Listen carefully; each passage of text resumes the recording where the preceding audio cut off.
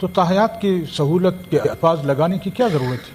اس کو قیامت کے بعد بھی لگاتے تھے کہ قیامت کے بعد بھی ان کو یہ سہولت حاصل ہوگی، قیامت کے بعد روز محشر بھی ان کو یہ سہولت حاصل ہوگی، وہاں بھی ان کے ساتھ یہی رویہ رکھا جائے گا۔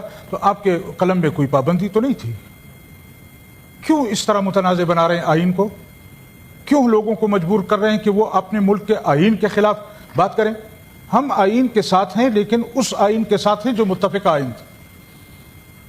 ہم اس آئین کے ساتھ ہیں جو جرنیلوں کا بنایا ہوا آئین نہیں ہے، جو سیاسی جماعتوں کا بنایا ہوا آئین ہے۔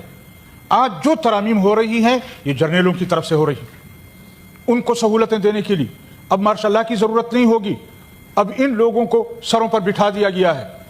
تو میری گزارش یہ ہوگی کہ آپ ان لوگوں کو سمجھائیں کہ آئین کے ساتھ یہ کھلواڑ نہ کریں۔ مولانا صاحب میرے خیال میں یہ آپ کے یہ الفاظ کے جرنیلوں کی طرف سے ہو رہی ہیں، یہ غیر مناسب ہے۔ پارلیمنٹ کی طرف سے 2/3 میجورٹی کے ساتھ پارلیمنٹ کو بھی ہماری جرنیلوں نے ربڑ کی مہر بنا دیا ہے۔ اس کے لیے کسی اور کو ایٹریبیوٹ کرنا مناسب نہیں ہے۔ میرے خیال میں ایسے الفاظ ہاؤس میں سے نہیں آنے چاہیے۔ آپ جیسے سیاسی سینئر آدمی کی طرف سے میرے خیال میں ان الفاظ کو ایکسپنج اگر آپ کہتے ہیں ہم خاموش ہو جاتے ہیں چیئرمین صاحب، ایسی کوئی بات نہیں ہے، لیکن اگر آپ یہ کہیں کہ اس آئین کے روح سے اب ہمیں جرنیلوں کا ساتھ دینا ہوگا، ہمیں جرنیلوں کی بات ماننی ہوگی، یہ اگر آپ کہیں یہ آنکھیں بند کرنے والی باتیں ہیں کہ ہم آنکھیں بند کر لیں اور یہ کہیں کہ نہیں یہ تو پارلیمنٹ کا پاس کیا ہوا ہے۔